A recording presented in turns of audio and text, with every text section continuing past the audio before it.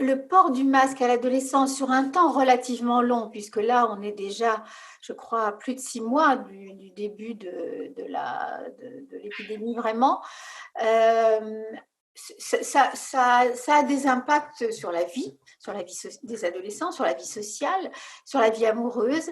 Et je crois que, enfin, euh, j'ai l'impression qu'on court un peu derrière eux pour à la fois essayer de comprendre, puis essayer de les accompagner pour comprendre des enjeux qui sont parfois contradictoires pour nous en tous les cas, et d'une manière générale pour la société.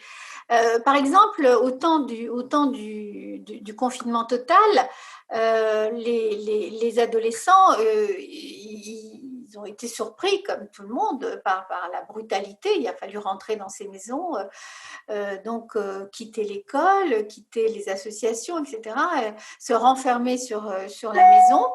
Et, euh, et évidemment, se séparer de ses amis amoureux, relations, des choses qui commençaient, des choses qui finissaient, des choses qui étaient en train de se transformer, des choses à deux, des choses à trois, des choses qui étaient simples, des choses qui étaient complexes d'un point de vue amoureux, etc.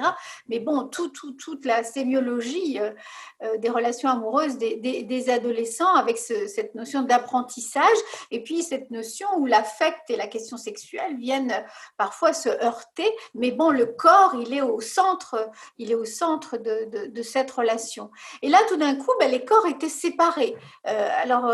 Vraiment séparés brutalement. Hein.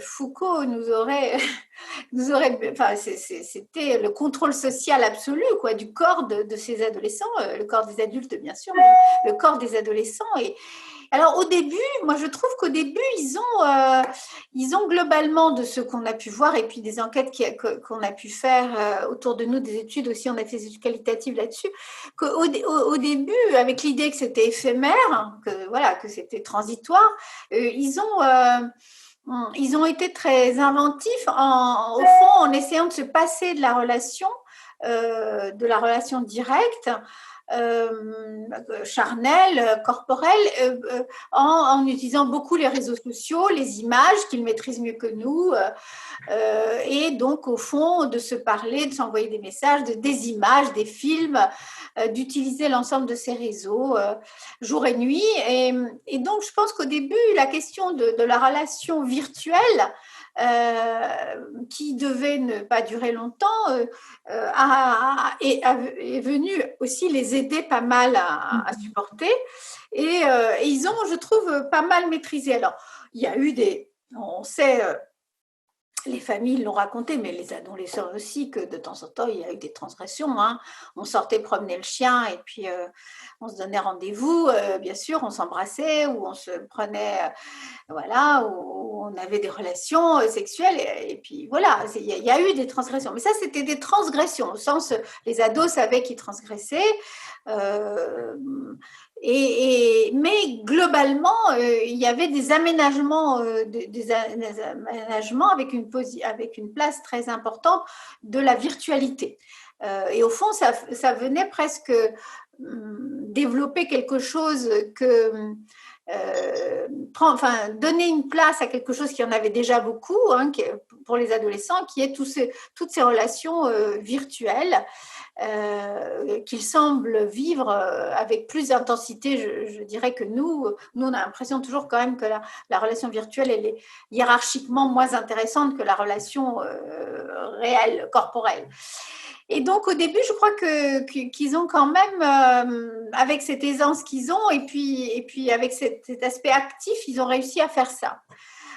Alors évidemment, après, ça a pris d'avoir une tournure un peu plus, je trouve, un tournant différent, et en particulier là, depuis l'été, où on comprend que c'est pas un mois, c'est pas 2 mois, c'est pas 3 mois, bon, ce sera sans doute une année, au moins une année d'ailleurs, enfin, et peut-être deux, enfin, en tout cas, c'est plus l'idée de transitoirement on va trouver une solution parce que de toute façon, bientôt ça va rentrer dans l'ordre. Non, là, on est dans quelque chose où on doit réinventer, adapter quelque chose de nouveau. Et là, c'est vrai que c'est plus dur pour eux. Parce qu'à ce moment-là, la question pour les adolescents, la question n'est plus simplement de faire avec la relation virtuelle, voilà, encore une fois, qu'ils connaissent bien, mais de transformer durablement leur relation.